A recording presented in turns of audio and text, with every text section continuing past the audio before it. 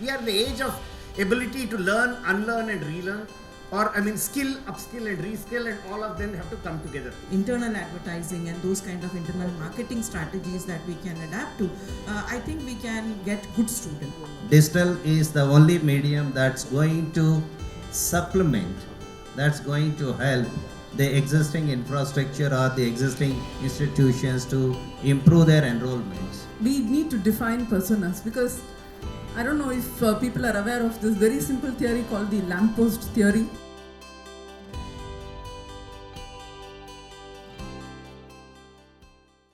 You've been hearing everybody since morning, interesting topics, and I think there's a lot of enlightenment has been done by the various panelists. I think we'll keep it a little short so that we can enjoy the evening. Yeah, we are already late. So it's a very interesting topic we are taking up. Of course, this complete forum is about talking about the future, which is nearest future, which is 230, which is not very far. And being from the education, higher education space, of course, we keep evolving the marketing strategies on the regular basis. Not that we have immediate thought of 230, we are just thinking of the next season and how exactly we cope up to the changing need. And the biggest difficulty which I see is largely that we don't follow a specific framework which helps us to standardize things and go to market strategies, especially at the higher education space. Because we try to be corporate, but we are educators, right? Ultimately, there are various challenges we do face. But it's a very interesting topic with a lot of presentation happening on metaverse and future technology, taking India to global. There are local challenges which we do face as a higher education to stand up in the marketplace. So obviously these dignitaries, I would like to hear from their views on various challenges or the strategy they adopt. Of course, some of the key focus areas we keep talking about in our marketing strategies is keeping up with the rapid change I mentioned, but also attracting non-traditional students now, because now with the NEP coming up, there are furthermore challenges, which is the second phase of strategy we need to sit down and brainstorm. Of course, now building a brand is also our major challenge.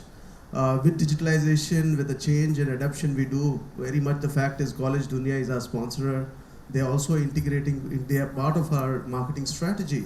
But there's a second front which basically I can see and put forward now, which is coming up in future, is retentions of student, right? Because the NEP do allow students to have a kind of a zigzag pathway to come in with you, and there is no dedicated relationship which he may not have, which is something which is a fruit of thought which I want to put forward. And brand image goes beyond keeping as a customer satisfaction. So because social media is so fast, so obviously apart from brand management, the customer satisfaction also becomes a major challenge for us as a future education institute. So I would like to invite my panelists, of course. I will just take down the list, please, and quickly have their thoughts on how exactly they imagine and they feel the need. What should be the adoption of future strategy for marketing, especially for the higher education space? So may I invite first Dr. Satyanarayana. Sir, your views basically on the changing landscape and the adoption which you believe the higher education should take up for adapting and taking up the challenges of 2030. So please say your view on that. Good afternoon, or rather good evening, everyone. I am sure, you're all exhausted hearing so many things. But I think we are at a crossroad. And all around the day, we have heard enough inputs about how industries are looking at skill and competence rather than degrees. But at the same time, we all know that the whole world is now dependent on the knowledge economy. And the knowledge economy mandatorily needs knowledge and skill to come together with experiential learning enabled competence, leading with more knowledge enabled design, development, product, process, solution, whether it's a business, analytical capability, entrepreneurship. So essentially we are saying knowledge, skill and attitude has to be there. That knowledge, skill, attitude with value generates, people who could be innovators, who are defining problems. or find solutions under conditions of constraints. That is the innovation. And that solution under conditions of constraint, if I'm innovating and I'm adding value to it, it becomes entrepreneurship. And that entrepreneurial value, when added with networking capability, empathy, and related to society, it becomes a huge, large-scale enterprise. So now the future education has to now cater to, therefore, a huge set of learners. We are in the age of ability to learn, unlearn and relearn, or skill, upskill and reskill, and all of them have to come together. So you are one time looking at first time learners who have no clue. On the next, you are looking at people who have been completely out of job and suddenly want to come in and do some bit of learning. And there are people already in the job who are looking at translational learning. And of course, in the job itself, skill adaptation change. Therefore, higher education in the era of knowledge economy has to link this knowledge and skill and deliver for all of them. And all this in the age of digitalization, it's very critical. How do we address them? There is no one shoe fit all. And every product today, I'm sure many people in the marketing have already spoken from the morning, it is customer-centric approach. If whether you are selling a shoe, a movie, a drink, a food, it's customer-centric. And education, again, is no more, to know, but it is to know, to understand, to do, and be efficient expert. And for that to happen, it has to be truly learner-centric. And for that learner-centric aspiration, we need to make sure how do we address it. Therefore, I think first of all, as an academic institution, we have to have multiple strategies if we have to address them. I am sure as we have so many companies already here who are like, whether it's big companies like Intercell or companies like No Paper Forms, so many others who are already looking at all sorts of data. When they come into our website, when they click, they say what is the student, what is his background, how many times he has come, and how will it enable him. So how do we follow up? That is just a one set. But then, as we said, it has to be learner-centric. We even need to link to his aspiration. We need to say, what is his aspiration? What is his locality? What is the provision of jobs there? How does it meet? So I think it's a huge task of engaging one-on-one every customer. And therefore, first and foremost, if a higher education institution is looking for engaging with customer, they have to, one side, first forget about quantity but bring quality.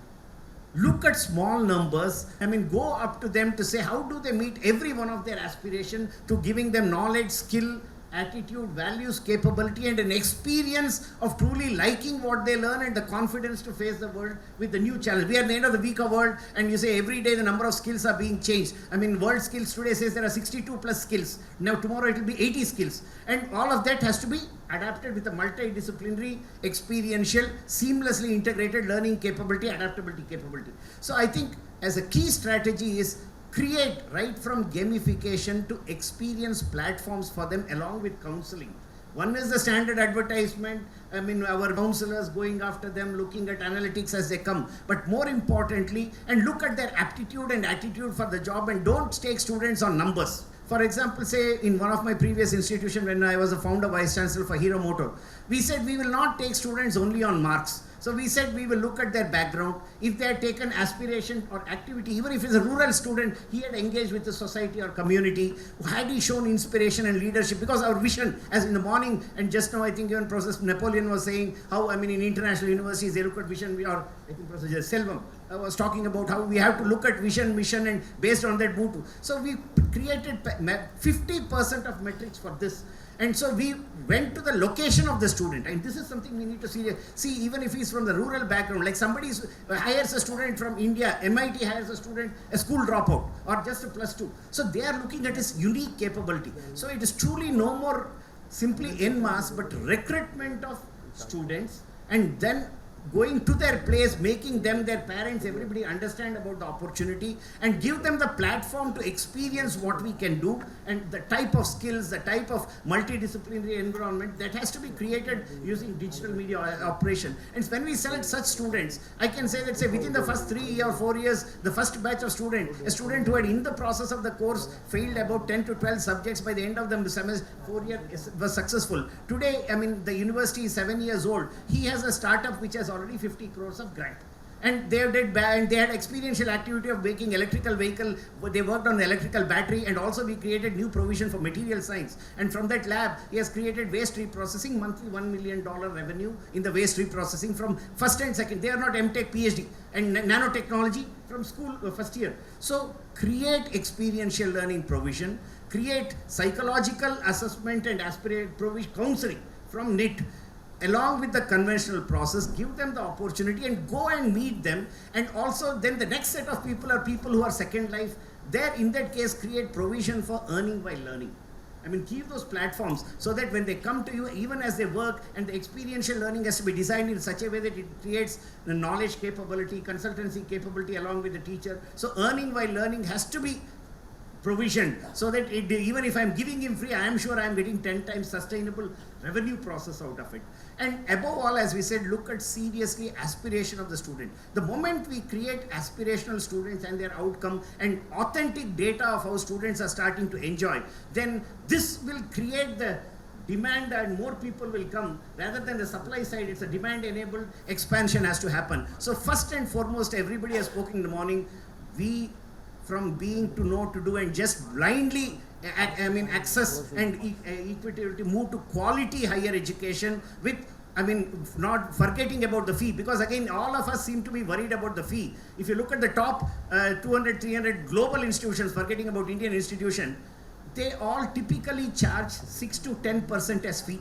90% of their fee come from their endowment, which again comes from the quality they have created, that somebody wants to now be associated and give charity, or they come from research consultancy. Just the top 100 companies in India today, CSR, have supposed to have got last year close to 23,000 crores.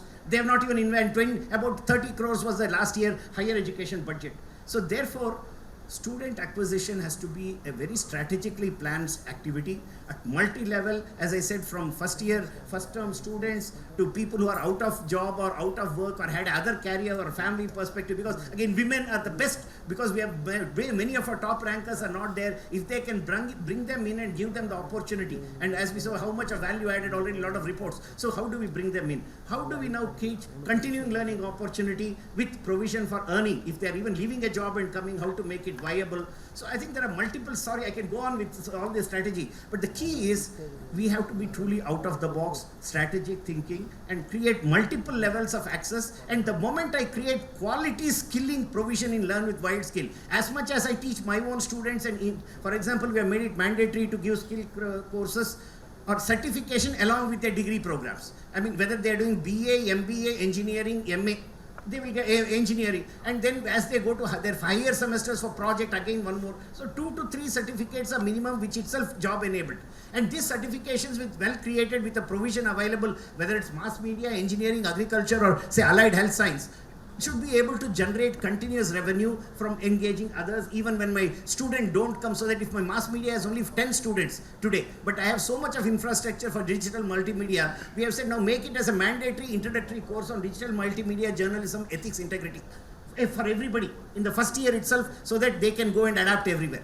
So what happens is now this department, which is supposed to be closed, now we are saying it will become viable, because I have added for that 1-2 credit course, and then from that, and all of these people generate quality output across multiple domains. So people in that area will come. For just like one example else, for example, we have a hospitality and tourism school. It has been created along with Licard and Blue, the world's largest or leading hospitality industry. So when a student learns culinary art, or say hotel room management or front desk activity, I think higher education institutions first and foremost forget about this run-of-the-mill Me Too education, go to quality higher education, focus first towards quality and not quantity, and then have multiple spectrum, because there is a huge set of, as we said, lifelong learners and regular learners. Regular learners itself 100 million, lifelong learners, it's a huge number, and all of them have to skill, reskill, upskill besides, or learn, unlearn, relearn. And so I think sky is the limit if we can strategize, use our strength, create both knowledge and skill,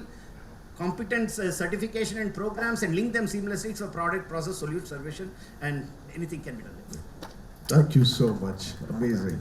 Thank you, sir, for enlightening. I think the conclusion was to really build an institution on the basis of experiential learning, bring more innovative ideas, advocacy is the way of taking forward the higher education image, where we get a lot of students coming back to school in the lifelong process of engaging them in future.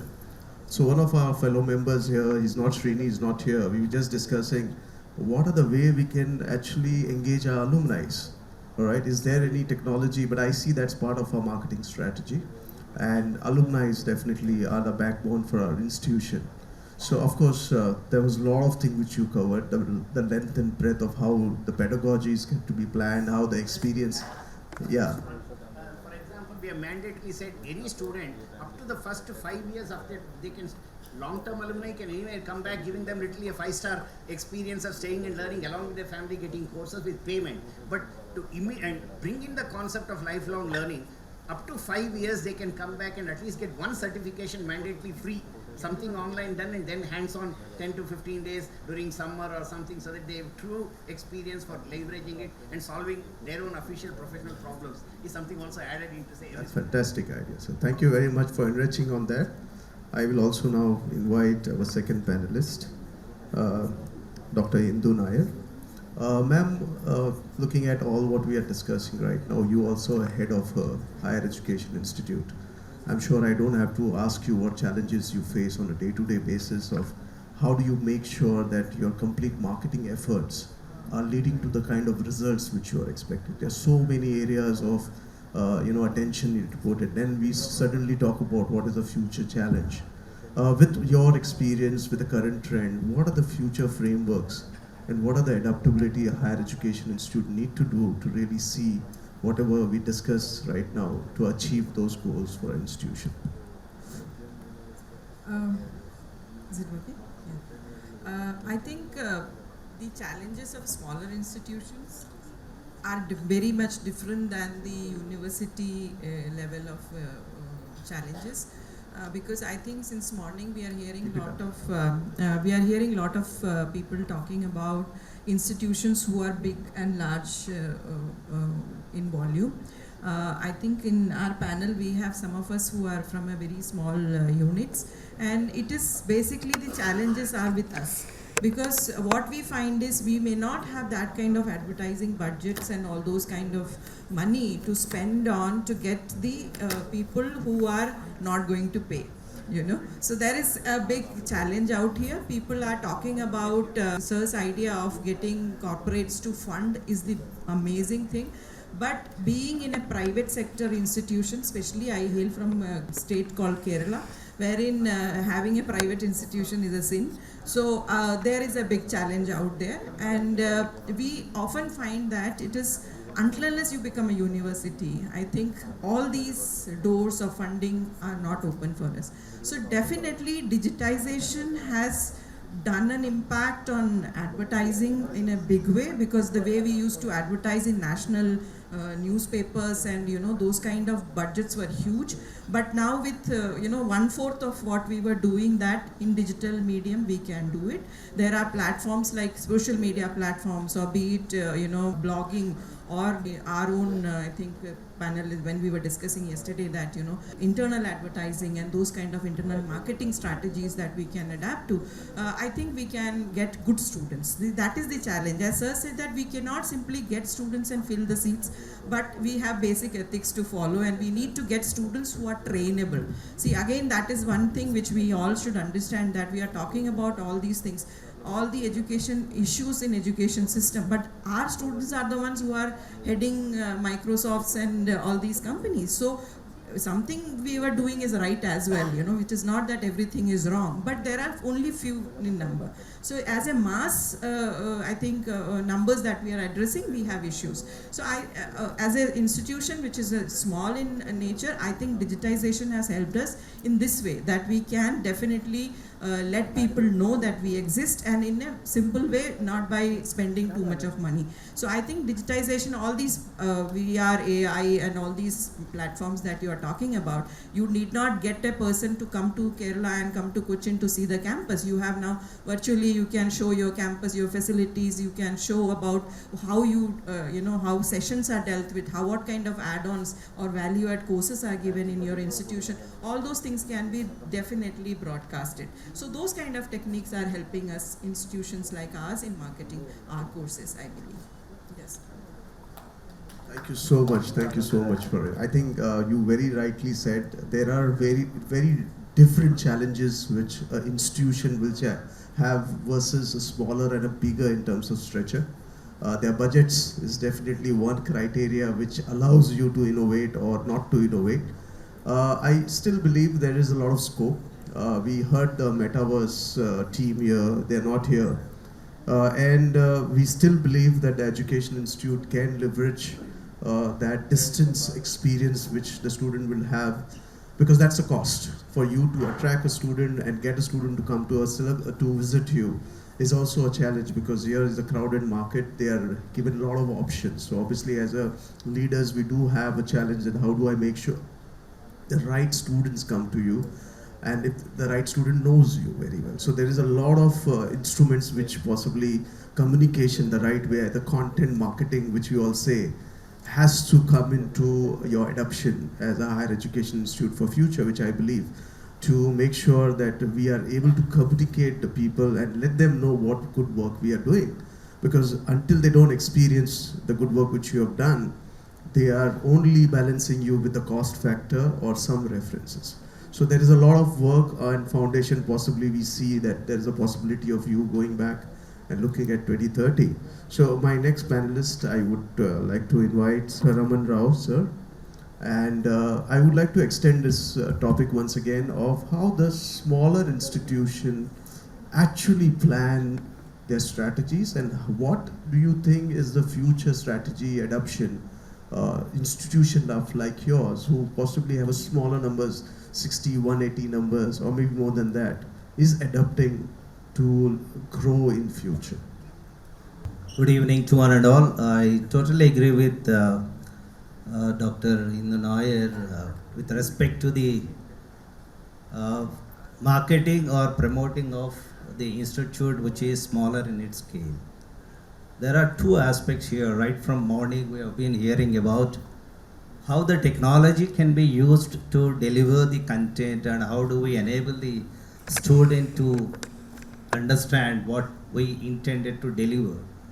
Now this part of, or rather this discussion, is more about how do we market the institute, or how do we promote the institute, how do we build the brand of the institute, which are smaller in size. Traditionally, if you see that all the institutes are fall back on the traditional marketing, or rather I would say it's a more of a print media, that's a more dominant medium that's been used over a period of time.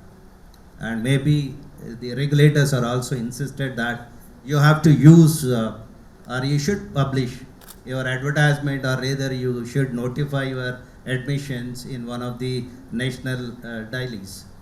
Of course, now when you are advertising using that the print media, you are not very sure of your target market, whether it's reaching to your market, the right segment, or is it reaching to the masses. Now when you look into this digital marketing, there you have an opportunity to specifically focus on your target market, because technology is enabling the institutions to identify the right segment and focus and spend your budgets only onto that.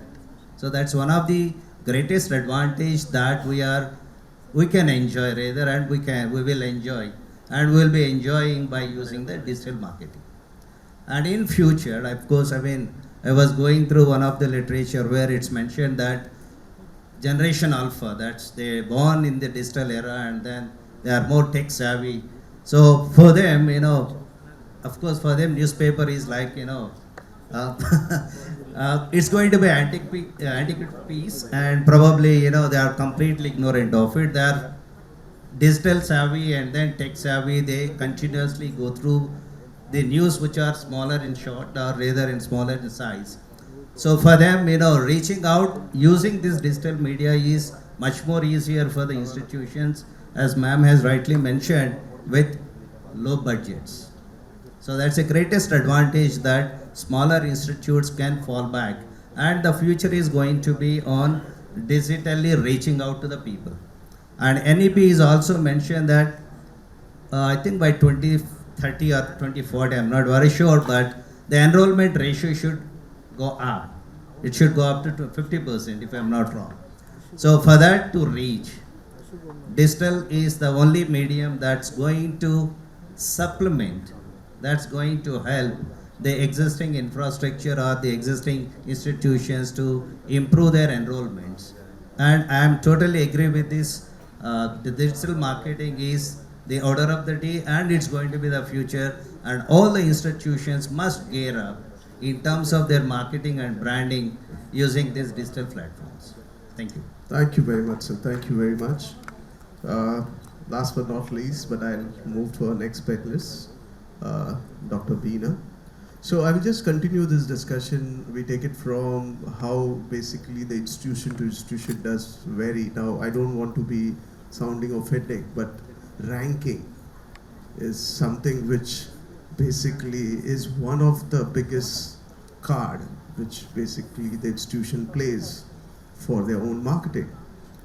So how does you feel, number one, as an institution, that the future marketing scopes and the next generation, which is always digital, they want a very seamless process of admission, they want to have a complete experience, their decision making to join you and not to join you. How does your marketing strategy influence that particular part, that first part?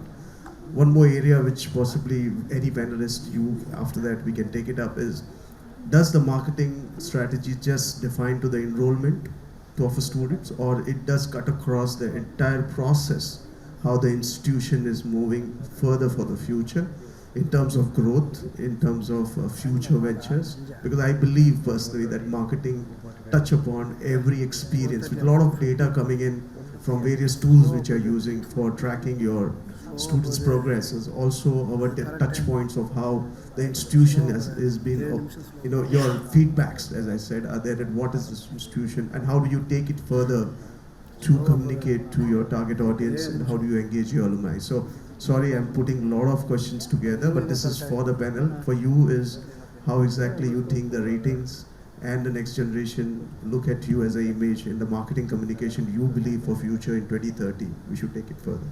Thank you. I think my answer is going to be much less than your question.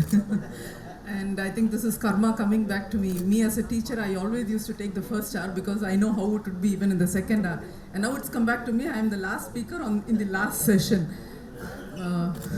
I teach marketing in class because I love marketing. And so I'm going to talk about marketing here. Because I guess most of you have covered everything. But then there's one thing that I guess most of us have missed out, and that's something about the personas.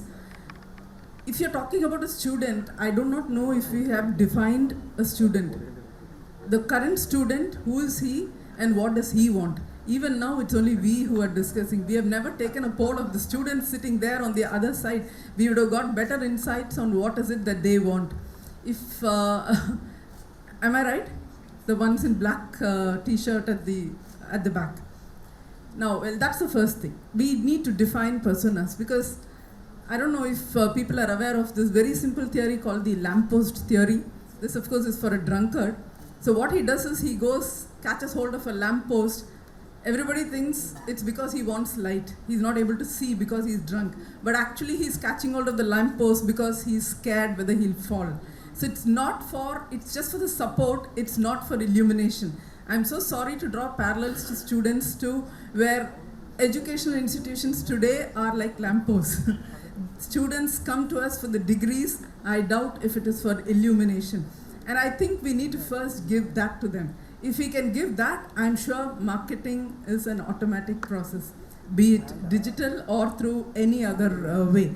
And there's an instinct in students, not only in students, in most of us, which again they call it as the reptilian instinct.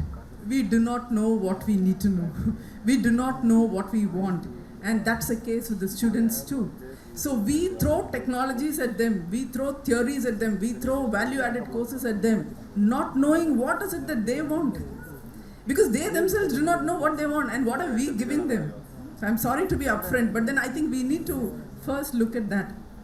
Ratings, rankings, enrollments, placements would automatically happen. And then with one last thing, which again can be very controversial, can be not controversial, but then I should not be bringing in theory of relativity here, but then it's easy for me to remember E is equal to MC squared, something which everybody knows. All of us here have been talking about customers, consumers. Consumer is at the center, no doubt about it. And I'm sure all of us should be getting our own messages saying your KYC has to be updated. Why? Well, who is our KYC? No, your customer is a student. We do not know anything other than what is his name and how much money can he afford to pay. We do not know anything really about him. So unless you know the KYC of our customer, how are we going to go ahead? So as I said, E is equal to MC squared. I would like to change it for the customer part of it. I will call it C is equal to ME squared. Make anything meaningful. That's the first term. The two other M's, as sir has already said, is engaging them, and anything that you do, anything experiential that you do, if you can engage them, I think we are done. I'm not here to talk about rankings, because our rankings were supposed to be good, but it did not come to us just because we were small. And that did not stop us from getting full admissions for the last 16 years of our experience. We have been running Houseful for the last 16 years, being a very small business school in a tier 2 city called Coimbtore. So I think if we do meaningful things to our students, that's marketing. Thank you. Amazing, amazing. So I would like to have some valuation. The KYC was the best part of it, so know your customer. Yes, sir. Yeah, I think everybody has given some wonderful views. Maybe I didn't want to elaborate earlier, but as she rightly said, the very point of saying counseling through animation, through gaming, creating platforms before admission, of giving them experience of what they will get. Because even parents want them to be a doctor, but he wants to be a radio jockey or he wants to be a chef.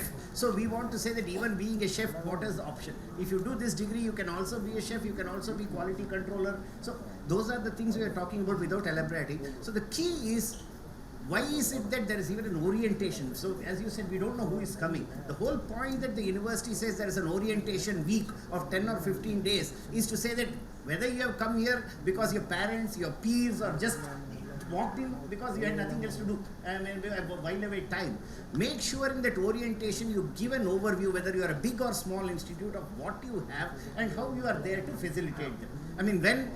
Say Chanakya looked at a cowherd boy and made him an emperor, or when say Valmiki looked at Rama and he said he could do something wonderful, or Ramakrishna Paramahamsa looked at say Vivekananda, or Aristotle looked at say Alexander. So in each of these cases they had no clue, those people had no clue. So we are always we need to cater this from 40 to 100 million because we'll have the largest youth. So I think we will never know your customer there are few who will always come with a passion and a clear-cut knowledge of what they want. But that is why initial foundation courses cover everything.